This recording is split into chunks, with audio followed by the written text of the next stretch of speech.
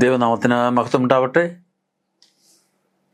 പ്രിയ ദൈവമക്കളെ, വളരെ നന്ദിയോടും താഴ്മയോടും ദൈവസന്നിധിയിൽ വീണ്ടും കടന്നു വരുവാൻ ഈ ക്വാർട്ടറിൻ്റെ അവസാനത്തെ പാഠത്തിലേക്ക് നമുക്ക് ഒന്നിച്ച് ദൈവത്തെ ആരാധിപ്പാനും അല്ലെങ്കിൽ ദൈവത്തിൻ്റെ വചനം പഠിക്കുവാനും ദൈവം നമ്മളെ സഹായിച്ചു, നമ്മുടെ കൂടെ ഇരുന്നു.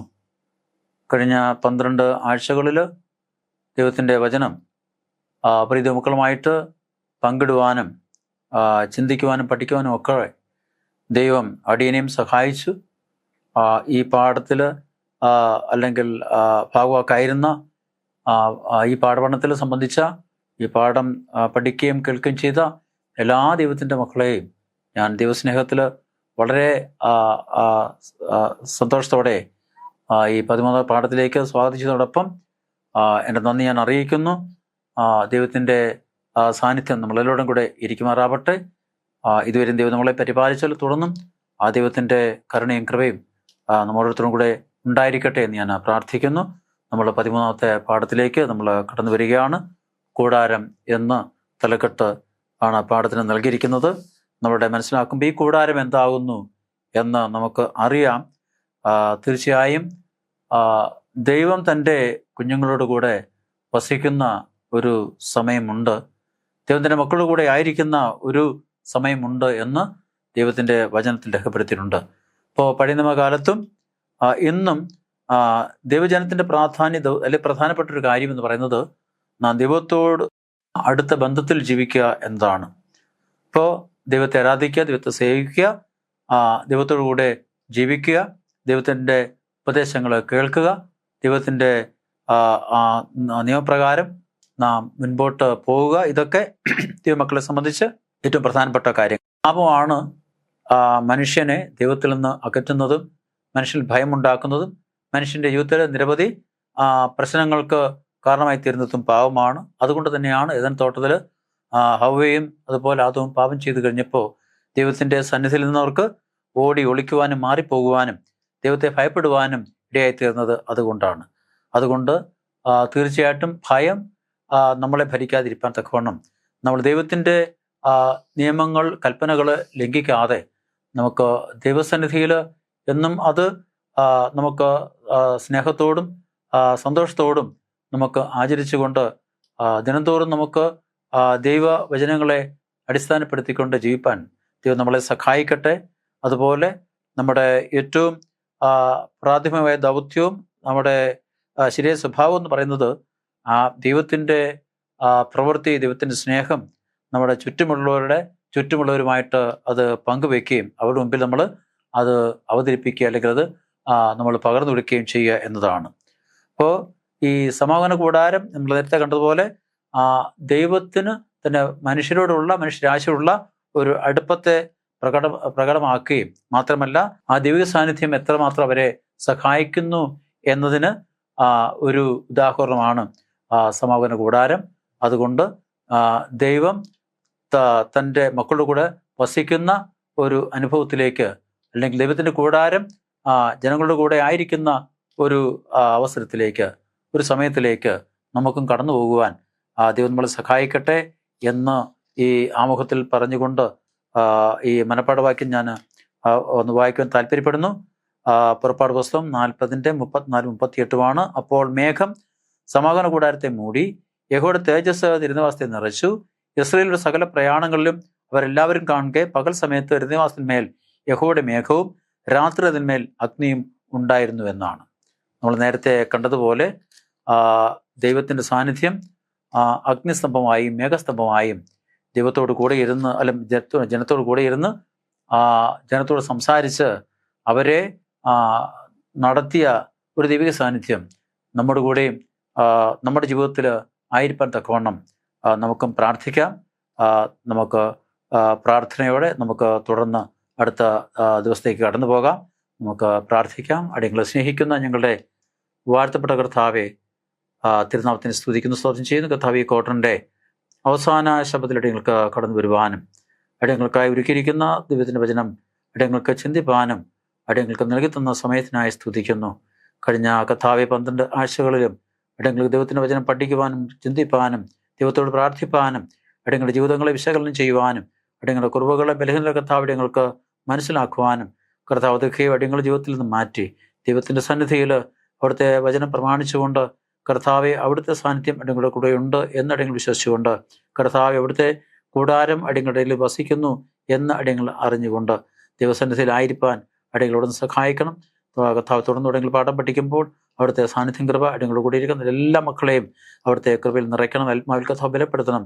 പ്രത്യാശയിൽ കർത്താവ് വേണ്ടി നടത്തണം. കർത്താവ് കൃപയിൽ സൂക്ഷിക്കണം. മാനമത്തെ കർത്താവ് നേടുക്കണം.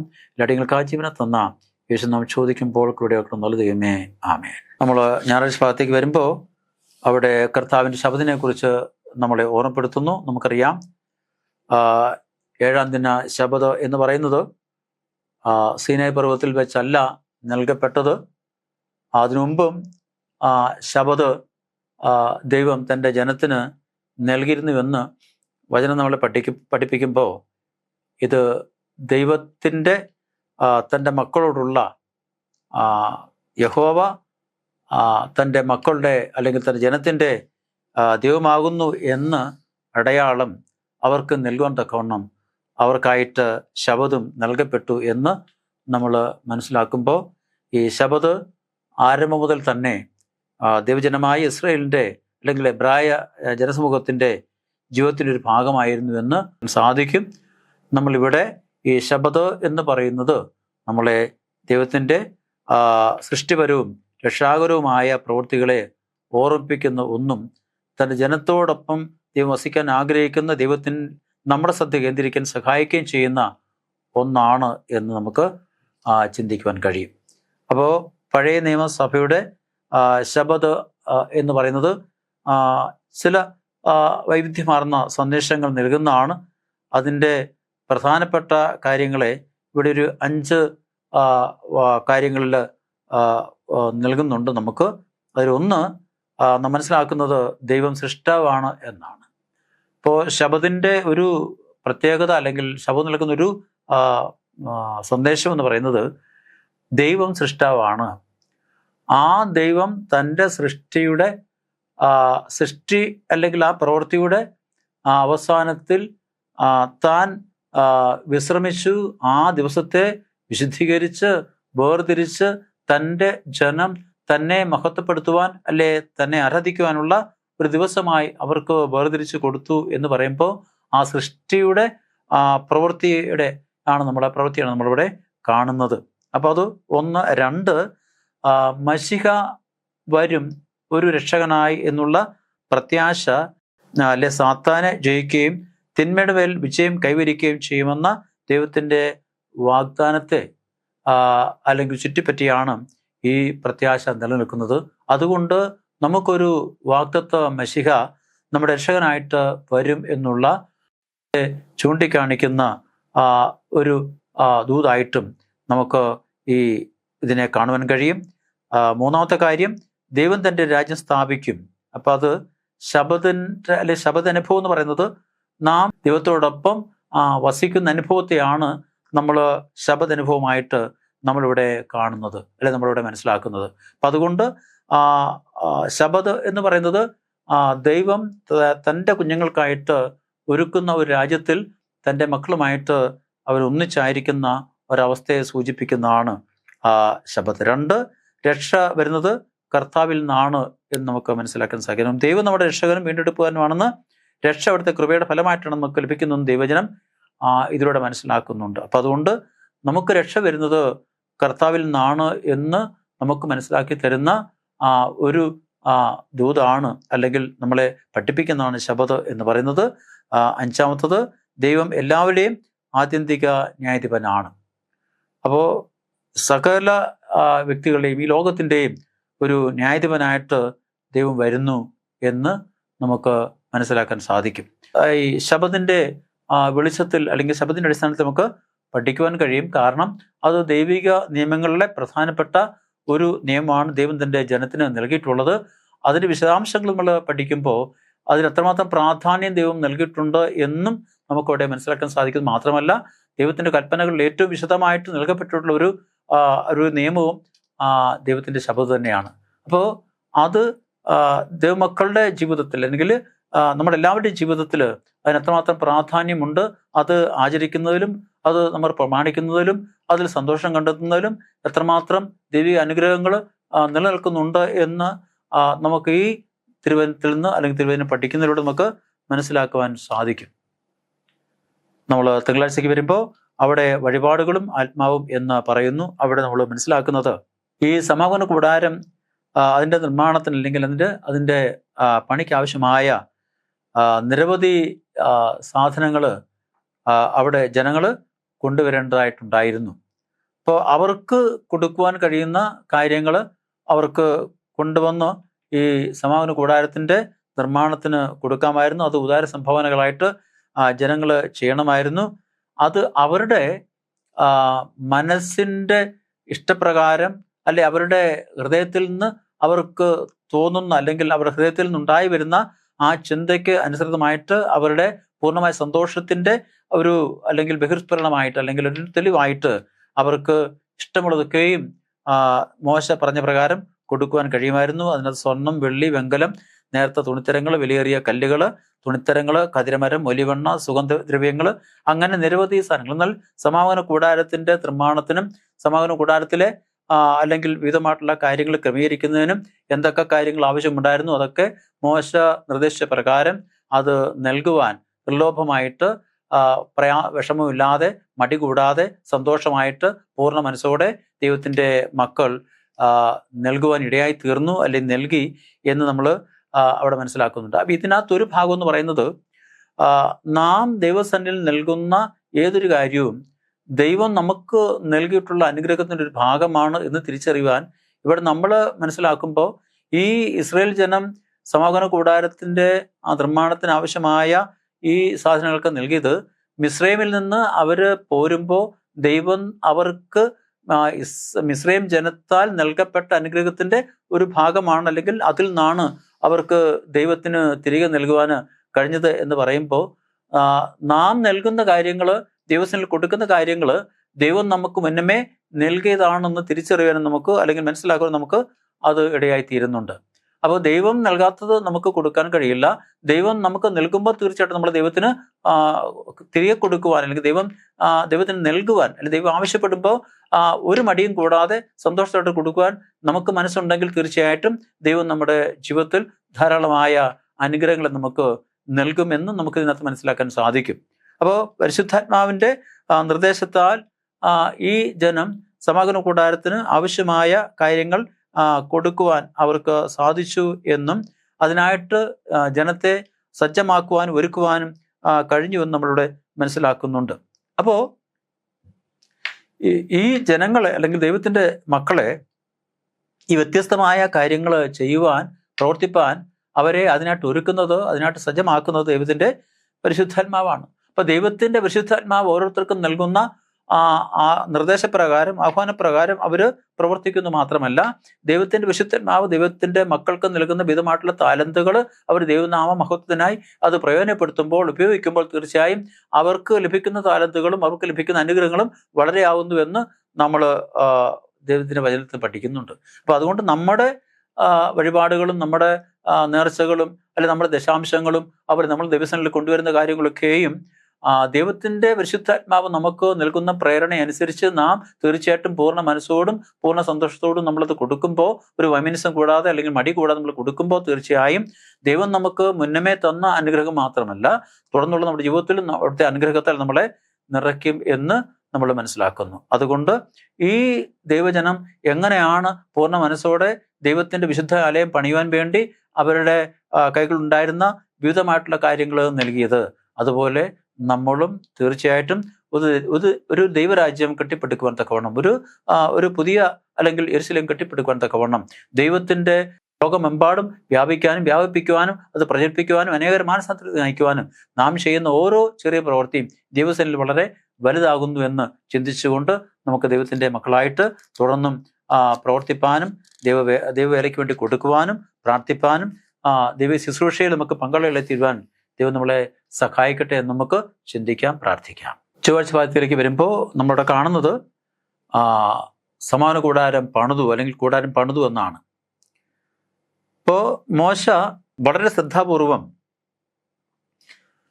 ദൈവം മോശയ്ക്ക് സീനായി പർവ്വതത്തിൽ കൊടുത്ത നിർദ്ദേശങ്ങൾ പാലിച്ചുകൊണ്ട് ആ സമാഗമന കൂടാരത്തിൻ്റെ പണി പൂർത്തീകരിച്ചു എന്നാണ്.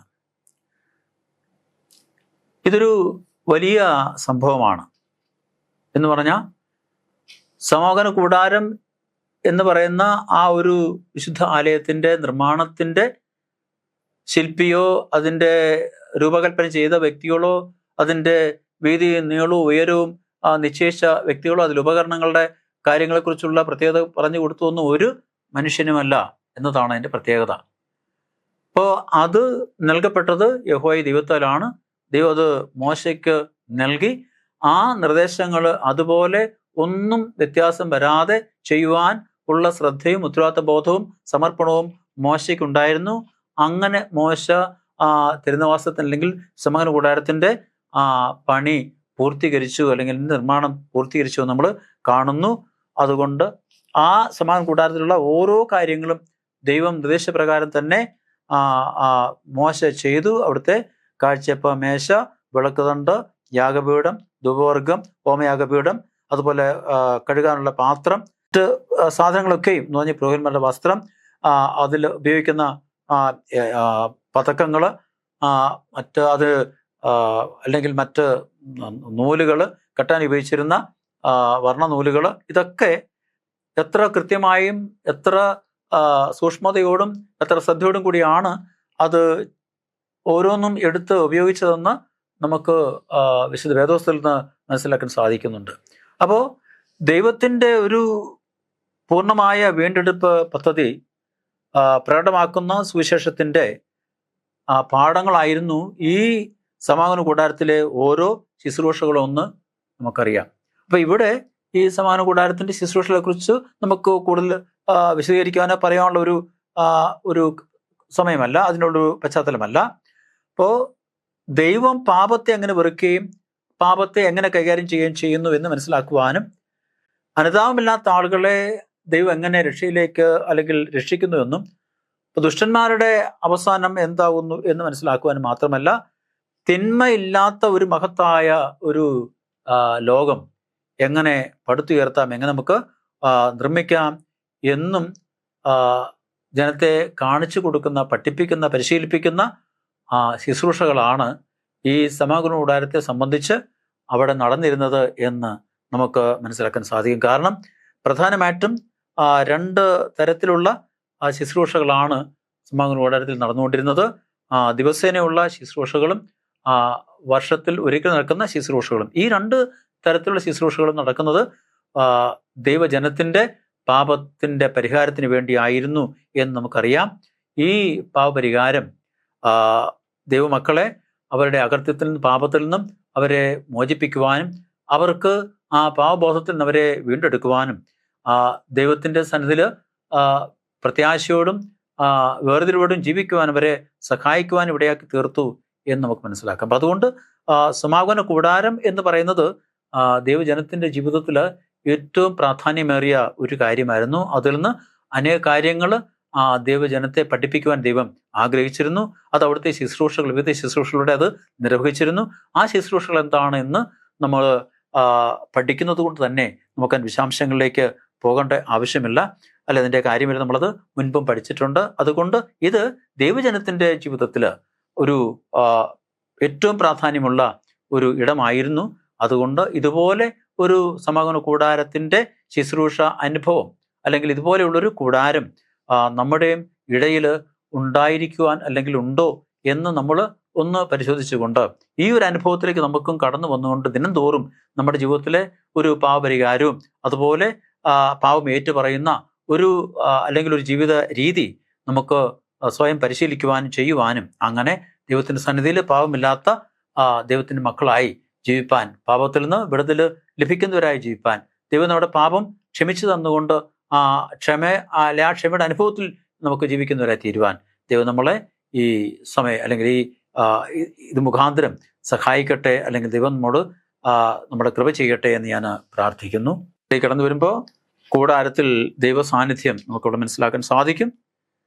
ഇസ്രായേലിൻ്റെ ജീവിതത്തിലെ ഏറ്റവും പ്രധാനപ്പെട്ടൊരു സംഭവമായിരുന്നു എന്ന് നമുക്കവിടെ മനസ്സിലാക്കാൻ കഴിയും. കാരണം വളരെ യഥാർത്ഥവും ശക്തവുമായ രീതിയിൽ എബ്രായ ജനത ദൈവത്തിൻ്റെ യാഥാർത്ഥ്യം മാത്രമല്ല, അവിടുന്ന് അവരെ നയിച്ചപ്പോൾ അടുത്ത് നിൽക്കുന്നത് അവിടുത്തെ സാന്നിധ്യം അനുഭവിച്ചിരുന്ന ഒരു വലിയ അനുഭവമായിരുന്നു ഈ സമാഗമന കൂടാരത്തിൻ്റെ സമർപ്പണവും സമാഗമന കൂടാരത്തിൻ്റെതായ ശുശ്രൂഷകളും. ഇപ്പോൾ നമ്മുടെ മനസ്സിലാക്കുന്നത് 2-ാം വർഷം 1-ാം മാസം 1-ാം തീയതി മോശ തിരുനിവാസം സമാഗമന കൂടാരത്തിൽ സ്ഥാപിച്ചു. പുറപ്പാട് 40:2-17. അഹരോനും പുത്രന്മാർ ഉൾപ്പെടെയുള്ള എല്ലാവരെയും മോശ അഭിഷേക തൈലം കൊണ്ട് അവിടുന്ന് ശുദ്ധീകരിച്ചു. പുറപ്പാട് 40:9, 13 മുതൽ 15 വരെയുള്ള സ്ഥലങ്ങൾ, അതുപോലെ അതിവിശുദ്ധ സ്ഥലം, പ്രാകാരം എല്ലാം ദൈവത്തിന് സമർപ്പിച്ചുകൊണ്ട് മോശ അവയിലൂടെ കടന്നുപോയി. ഈ ഒരു സമയത്ത് മാത്രമാണ് മോശ ഈ സമാഗമന കൂടാരത്തിലൂടെ കടന്നു പോകുന്നതും ഈ കാര്യങ്ങളൊക്കെയും നിർവഹിക്കുകയും ചെയ്യുന്നത്. അതിനുശേഷം ബാക്കിയുള്ള എല്ലാ ശുശ്രൂഷകളും സമാഗമന കൂടാരത്തിലെ മഹാപുരോഹിതന്മാരായിരുന്നു ചെയ്തിരുന്നത്. അപ്പൊ നോക്കുക, ഈ ജനത്തെ ഇത്രത്തോളം വഴി നടത്തി കൊണ്ടുവന്ന് യഹോവ ദൈവം അവരുടെ ഇടയിൽ വസിപ്പാൻ ഒരു വിശുദ്ധ മന്ദിരം എനിക്ക് വേണ്ടി പണിയണമെന്ന് പറഞ്ഞ് കൃത്യമായിട്ട് അതിൻ്റെ എല്ലാ നിർദ്ദേശങ്ങളും മോശയ്ക്ക് കൊടുത്തു. അതുപോലെ മോശ പാലിച്ച് ഒരു വിശുദ്ധ മന്ദിരം പണിത് അതിൻ്റെ തിരുനിവാസം ഉറപ്പിച്ച് മോശ തന്നെ അതിൽ പ്രവേശിച്ച് അവിടുത്തെ ശുശ്രൂഷയായിരിക്കുന്ന അഹരോനെയും മക്കളെ അഭിഷേക തൈലം കൊണ്ട് ശുദ്ധീകരിച്ച് മോശ അതിൻ്റെ വിശുദ്ധ സ്ഥലവും അതിവിശുദ്ധ സ്ഥലവും പ്രാകാരവും അല്ലെങ്കിൽ അതിലൂടെ പ്രവേശിച്ച് ഇത് പൂർത്തീകരിച്ചപ്പോൾ ഒരു വലിയ നിങ്ങൾ ദൈവത്തിൻ്റെ ഒരു രക്ഷാപദ്ധതിയുടെ ഒരു ഭാഗത്തെ ജനത്തിന് മുമ്പിൽ പൂർത്തീകരിക്കുവാൻ മോശയ്ക്ക് ദൈവം അനുവാദം കൊടുക്കുകയും മോശെ അതിനുവേണ്ടി ഉപയോഗിക്കുകയും ദൈവം അല്ലെങ്കിൽ മാറ്റുകയും ചെയ്യുകയായിരുന്നു എന്ന് നമുക്കിവിടെ മനസ്സിലാക്കാൻ സാധിക്കും. അപ്പോൾ ഈ ഒരു പ്രവൃത്തിയുടെ പൂർത്തീകരണം എന്ന് നമ്മൾ വേദപുസ്തകത്തിൽ കാണുന്ന 1-2 ഇടങ്ങളിൽ മാത്രമാണ് കാണുന്നത്. ഒന്ന്, ദൈവം തൻ്റെ പ്രവൃത്തി അല്ലെങ്കിൽ തൻ്റെ സൃഷ്ടിപ്പിൻ്റെ പ്രവൃത്തി പൂർത്തീകരിച്ചു എന്ന് നമ്മൾ കാണുന്നു. അതുപോലെ സമാഗമന കൂടാരത്തിൻ്റെ പ്രവൃത്തി അല്ലെങ്കിൽ നിർമ്മാണം അത് പൂർത്തീകരിച്ചു. അങ്ങനെ ദൈവത്തിൻ്റെ ആലയത്തിൻ്റെ പണി പൂർണ്ണമായിട്ടും അവിടെ പൂർത്തീകരിച്ചിട്ട് അവിടെ അതിൻ്റെ സമർപ്പണം അല്ലെങ്കിൽ അതിൻ്റെ സമർപ്പണം മോശ കഴിക്കുന്നു. അപ്പോൾ ഇവിടെ പ്രവൃത്തി മോശയിലൂടെ ഇവിടെ പൂർണ്ണമാകുകയാണ് ചെയ്യുന്നത്. അതുപോലെ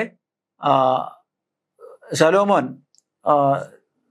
യെരൂശലേം ദേവാലയം അതിൻ്റെ പണി പൂർത്തിയായപ്പോഴും ഇതുപോലെ ഒരു പൂർത്തീകരണം നമ്മളിവിടെ കാണുന്നുണ്ട്. അപ്പം ഇങ്ങനെ 2-3 സന്ദർഭങ്ങളാണ് ഒരു പ്രവൃത്തിയുടെ പൂർത്തീകരണത്തെ വളരെ പ്രാധാന്യത്തോടെ എടുത്ത് അല്ലെങ്കിൽ പറയുന്ന രേഖപ്പെടുത്തുന്ന സന്ദർഭങ്ങൾ വിശുദ്ധ വേദപുസ്തകത്തിൽ നമ്മൾ കാണുന്നത്. അപ്പോൾ മോശ ദൈവത്തിൻ്റെ ആലയം അവിടെ സമർപ്പണം ചെയ്ത് ദൈവസന്നിധിയിൽ ആദ്യത്തെ വിശുദ്ധ പുരോഹിതനായിട്ട് അല്ലെങ്കിൽ അവിടുത്തെ പുരോഹിതനായിട്ട് ആ പ്രവൃത്തി പൂർത്തീകരിക്കുമ്പോൾ വാസം പറഞ്ഞാൽ ഒരു വലിയ വേലയുടെ പൂർത്തീകരണം കൂടി ഇതിലൂടെ ഇവിടെ അവസാനിക്കുന്നതായിട്ട് അല്ലെങ്കിൽ ചെയ്യുന്നതായിട്ട് നമുക്ക് മനസ്സിലാക്കാൻ സാധിക്കും. അവിടെ ആ സമർപ്പണം ചെയ്യുന്ന സമയത്ത് അല്ലെങ്കിൽ തിരുനിവാസം ഉറപ്പിക്കുന്ന സമയത്ത് ദൈവത്തിൻ്റെ സാന്നിധ്യം അവിടെ വെളിപ്പെടുന്നതായിട്ട് നമ്മൾ കാണുന്നു. അതുപോലെ യെരൂശലേം ദേവാലയം ശലോമോൻ പ്രതിഷ്ഠിക്കുമ്പോഴും ദൈവത്തിൻ്റെ സാന്നിധ്യം അവിടെ നിറയുന്നതായിട്ട് നമ്മൾ കാണുന്നു. ഇവിടെയൊക്കെ ഒരു വലിയ പ്രവൃത്തിക്കാണ് അല്ലെങ്കിൽ വലിയ ശുശ്രൂഷയ്ക്കാണ് മോശയും അതുപോലെ ദൈവത്തിൻ്റെ ജനങ്ങളും സാക്ഷ്യം വഹിക്കുന്നത്. ആ ഒരു വലിയ പദവിയിലേക്ക് അതിൽ പ്രവേശിക്കുവാൻ മോശയ്ക്ക് അനുവാദം ലഭിച്ചു എന്ന് പറയുമ്പോൾ ഞാൻ ചിന്തിക്കുന്നത് അല്ലെ എൻ്റെ ചിന്തയിലൂടെ കടന്നു പോകുന്നത് ഒരുപക്ഷെ വാഗ്ദത്ത നാട്ടിൽ മോശ പ്രവേശിക്കുവാൻ അവസരം ലഭിച്ചതിനേക്കാൾ വലിയൊരു പദവി ഇവിടെ ദൈവം മോശയ്ക്ക് നൽകുന്നു എന്നാണ് ഞാൻ ചിന്തിക്കുന്നത്. അപ്പോൾ തീർച്ചയായും പ്രിയ ദൈവമക്കളെ, നാം ഓരോരുത്തരും ദൈവം ഏൽപ്പിക്കുന്ന നമ്മുടെ ഉത്തരവാദിത്വങ്ങൾ അത് വലുതായാലും ചെറുതായാലും അതിൻ്റെ പൂർത്തീകരണത്തിലേക്ക് നമുക്ക് കടന്നു വരുവാനും അതിലൂടെ ദൈവത്തിൻ്റെ സാന്നിധ്യം അനുഭവിക്കുവാനും നമുക്കും കഴിയേണ്ടതിന് നാം തീർച്ചയായിട്ടും മോശയെപ്പോലെ ദൈവത്തോട് ചേർന്ന് നടക്കുവാനും ദൈവം ഏൽപ്പിച്ചതായ ഉത്തരവാദിത്വങ്ങൾ നമുക്ക് പൂർണ്ണമായിട്ടും അത് ഉൾക്കൊണ്ടുകൊണ്ട് ജീവിപ്പാൻ നമുക്ക് കഴിയുമെങ്കിൽ തീർച്ചയായിട്ടും ആ ദൈവസാന്നിധ്യം നമ്മുടെയും ജീവിതത്തിൽ നമ്മുടേതായ പ്രവർത്തനങ്ങളുടെ സാന്നിധ്യത്തിൽ നമ്മുടെ പ്രവൃത്തിയുടെ മനസ്സിലാക്കുവാൻ, ആ സാന്നിധ്യം മനസ്സിലാക്കുവാൻ സാധിക്കും. അത് മനസ്സിലാക്കിക്കൊണ്ട് നമുക്ക് ജീവിപ്പാൻ തക്കവണ്ണം ദൈവത്തിൻ്റെ മക്കളായി നമുക്ക് കൂടുതൽ ആത്മാവിൽ ബലപ്പെടുവാനും ദൈവസാന്നിധ്യത്തിന് കീഴിൽ നമ്മളായിരിക്കാൻ തക്കവണ്ണം ദൈവം നമ്മളെ സഹായിക്കട്ടെ എന്ന് ഈ സമയത്ത് ഞാൻ പ്രാർത്ഥിക്കുകയാണ്. വ്യാഴ്ച ഭാഗത്തേക്ക് നമ്മൾ കടന്നു വരുമ്പോൾ മാനവികതയോടൊപ്പം കൂടാരത്തിൽ കയറിയ യേശു എന്ന് നമ്മൾ എൻ്റെ തലക്കെട്ട് വായിക്കുന്നു.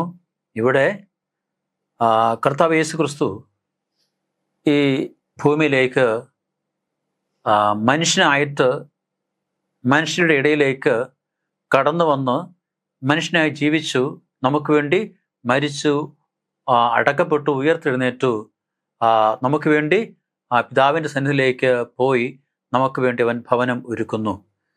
അപ്പോൾ മനുഷ്യനോട് കൂടി ദൈവത്തിൻ്റെ അല്ലെങ്കിൽ കർത്താവ് യേശുവിൻ്റെ സാന്നിധ്യത്തെക്കുറിച്ചാണ് നമ്മളിവിടെ മനസ്സിലാക്കുന്നത്. അപ്പോൾ മനുഷ്യനോടൊപ്പം കർത്താവ് യേശു ക്രിസ്തു ആയിരിക്കുന്നതും മനുഷ്യനായിട്ട് ഭൂമിയിലേക്ക് വന്നതും അതുപോലെ മനുഷ്യ വംശത്തോടൊപ്പം അവൻ അധിവസിക്കുന്നതും മനുഷ്യൻ ഒരു വ്യക്തിയായിട്ട് ജീവിക്കുന്നതും ആ മനുഷ്യന് വേണ്ടി താൻ യാഗമായി തീരുന്നു എന്ന് പറയുമ്പോൾ എത്രമാത്രം മനുഷ്യനുമായിട്ട് ഏറ്റവും അടുത്ത് അല്ലെങ്കിൽ മനുഷ്യനോടൊപ്പം അവരുടെ കൂടെ ആയിരിക്കാൻ ദൈവത്തിന് കഴിഞ്ഞു, അല്ലെങ്കിൽ യേശുവിന് കഴിഞ്ഞു എന്നാണ് നമ്മൾ മനസ്സിലാക്കുന്നത്. അതുകൊണ്ടാണ് യോഹന്നാൻ പറയുന്നത് കർത്താവ് യേശു ക്രിസ്തു ജഡമായി അല്ലെങ്കിൽ ജഡശരീരമുള്ളവനായി ഭൂമിയിലേക്ക് വന്നു എന്ന് പറയാൻ കാരണം. അപ്പോൾ നമ്മെ വീണ്ടെടുക്കുവാൻ അല്ലെങ്കിൽ പാപത്തിൽ ആയിരിക്കുന്ന മനുഷ്യനെ വീണ്ടെടുക്കുവാൻ പാപകൃതമുള്ള അല്ലെങ്കിൽ മനുഷ്യനോട് കൂടെ ആയിരിക്കാൻ തക്കവണ്ണം മനുഷ്യന്റെ ശരീരം എടുത്തുകൊണ്ട് അല്ലെ ജഡശരീരം എടുത്തുകൊണ്ട് കർത്താവ് യേശു ക്രിസ്തു നമ്മുടെ കൂടെ ആയി തീർന്നു എന്നാണ്. ഇപ്പോൾ മാത്രമല്ല അവിടെ കർത്താവ് യേശു ക്രിസ്തു മത്തായി സുവിശേഷം 18-ാം അധ്യായത്തിന്റെ 20 പറയുന്നത് 2-3 പേർ എൻ്റെ നാമത്തിൽ ഇവിടെ കൂടി വന്നാൽ ഞാൻ അവരുടെ കൂടെ ഉണ്ട് എന്ന് അവിടുത്തെ വാഗ്ദത്തമുണ്ട്. പിതാ ഞാൻ വാതിൽക്കൽ നിന്ന് മുട്ടുന്ന ആരെങ്കിലും ഒരു ശബ്ദം കേട്ട് വാതിൽ തുറന്നാൽ ഞാൻ അവൻ്റെ അടുക്കൽ വന്ന് അവനോടും കൂടെ അത്താഴം കഴിക്കുമെന്ന് വെളിപ്പാട് പുസ്തകം 3-ാം അധ്യായത്തിന്റെ 20-ാമത്തെ വാക്യം പറയുന്നു. ഇപ്പോൾ മാത്രമല്ല ഇതാ ദൈവത്തിന്റെ കൂടാൻ മേശ കൂടെ അവിടുന്ന് അവരുടെ കൂടെ വസിക്കും, അവർ അവിടുത്തെ ജനമായിരിക്കും, ദൈവം തന്നെ അവരുടെ കൂടെ ഉണ്ടായിരിക്കും, അവരുടെ ദൈവമായിരിക്കും എന്ന് വെളിപ്പാട് 21-3 പറയുന്നു. ഇതൊക്കെ നമ്മളെ കാണിക്കുന്നത് നമ്മുടെ കർത്താവ് യേശു ക്രിസ്തു നമ്മോടൊപ്പം ആയിരിക്കാൻ തക്കവണ്ണം എത്രമാത്രം സ്നേഹമുള്ളവനും കരുണയുള്ളവനും ആയിരുന്നു. അതുകൊണ്ട് ഈ ഭൂമിയിലേക്ക് ജഡസ്വഭാവം അല്ലെ ശരീരമുള്ളവനായി കടന്നു വന്നു, ജഡാവതാരം എടുത്തു, നമ്മോടൊപ്പം ഈ ഭൂമിയിൽ ജീവിച്ചു, നമുക്ക് വേണ്ടി യാഗമായി തീർന്നു. അപ്പോൾ ഈ ഭൂമിയിൽ വന്ന് നമ്മളെ നാശത്തിന് അല്ലെ നിത്യമരണത്തിന് ഏൽപ്പിച്ചു കൊടുക്കാതെ നിത്യജീവങ്കിലേക്ക് നമ്മളെ ആനയിപ്പാൻ തക്കവണ്ണം ദൈവം നമ്മുടെ കൂടെ ഇരുന്നു, അല്ലെങ്കിൽ യേശു നമ്മുടെ കൂടെ ഇരുന്നു.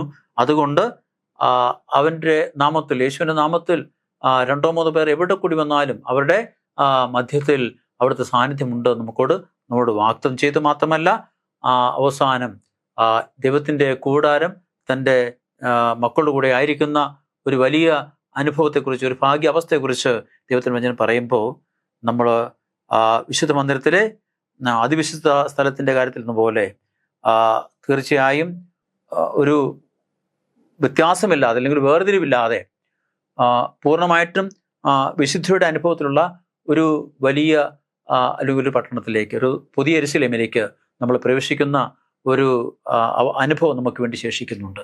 അതുകൊണ്ട് പ്രിയ ദൈവമക്കളെ, ആ ദൈവം ഒരുക്കുന്ന പുതിയ യെരൂശലേമിൽ, ആ നഗരത്തിൻ്റെ വിശുദ്ധ അല്ലെങ്കിൽ വിശുദ്ധ ഇടങ്ങളിൽ, ആ വിശുദ്ധ നഗരത്തിൽ നമുക്ക് ഓരോരുത്തർക്കും ദൈവത്തോടു കൂടെ ആയിരിക്കാൻ, യേശുവിനോട് ആയിരിക്കാൻ, ആ യേശുവിൻ്റെ കൂടെ നമുക്കും ആയിരിക്കാൻ തക്കവണ്ണം ദൈവം നമുക്കായിട്ട് ഒരുക്കുന്ന ആ വലിയ ആ മഹത് ദിനത്തിൽ, ആ സന്തോഷത്തിൻ്റെ ദിനത്തിൽ, ആ വീണ്ടെടുപ്പിൻ്റെ ദിനത്തിൽ ദൈവത്തോടെ ആയിരിക്കാൻ നമുക്കും ദൈവം നമ്മളെ സഹായിക്കട്ടെ എന്ന് പ്രാർത്ഥിച്ചുകൊണ്ട് ഈ പാഠം അവസാനിപ്പിക്കുന്നു. ഈ ഒരു ക്വാർട്ടർ നമുക്കൊന്നിച്ച് ദൈവത്തിൻ്റെ വചനം പഠിക്കുവാൻ ദൈവം അടിയനെയും ഉപയോഗിച്ചതോർത്ത് ദൈവത്തെ സ്തുതിക്കുന്നു, സ്തോത്രം ചെയ്യുന്നു. അതിനായിട്ടൊരുക്കി തന്ന നല്ല അവസരങ്ങൾക്കായിട്ടും അതിന് നൽകി തന്ന എല്ലാ കൃപയ്ക്കായിട്ട് ദൈവത്തെ സ്തുതിക്കുന്നു. അതുപോലെ ഈ 13 ആഴ്ചകളിലും ഈ ദൈവത്തിൻ്റെ വചനം പഠിച്ച എല്ലാ ദൈവത്തിൻ്റെ മക്കളെയും കർത്താവ് ധാരാളമായിട്ട് കൃപയിൽ സൂക്ഷിച്ചു കൊള്ളട്ടെ, അവിടുത്തെ സമാധാനത്തിൽ നിലനിർത്തട്ടെ. നിന്റെ മക്കളുടേതായ ജീവിതത്തിലെ എല്ലാ വഴികളിലും ദൈവം നല്ല ദൈവമായി കൂടെ ഇരുന്ന് വഴി നടത്തട്ടെ എന്ന് പ്രാർത്ഥിച്ചുകൊണ്ട് ഞാൻ ഈ പാഠം സംഹരിക്കുന്നു. നമുക്ക് പ്രാർത്ഥിക്കാം. അടിയങ്ങൾ സ്നേഹിക്കുന്ന ഞങ്ങളുടെ വാഴ്ത്തപ്പെട്ട കർത്താവേ, നല്ല ദൈവമേ, തിരുനാമത്തിനെ നന്ദിയോടെ സ്തുതിക്കുന്നു, സ്തോത്രം ചെയ്യുന്നു. കർത്താവേ, അവിടുത്തെ സന്നിധിയിൽ വീണ്ടും അടിയങ്ങൾക്ക് കടന്നു വരുവാൻ അവിടുന്ന് ഒരുക്കി തന്ന സമയത്ത് ഒത്തിരി സ്തുതിക്കുന്നു.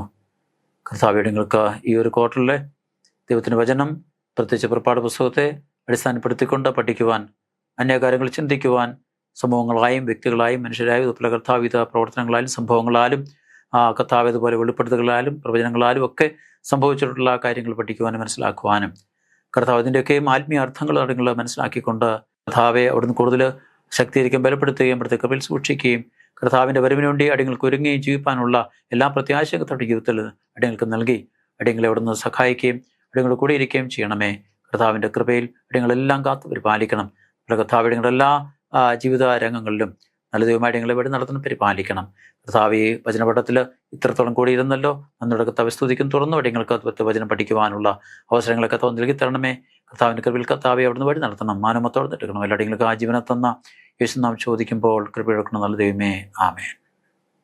കൂടി കർത്താവ് യേശു ക്രിസ്തുവിൻ്റെ നാമത്തിൽ ഞാൻ എൻ്റെ നന്ദിയും സ്നേഹവും അറിയിക്കുന്നു. ദൈവം നമ്മളേവരെയും അനുഗ്രഹിക്കുമാറാവട്ടെ. ആമേൻ.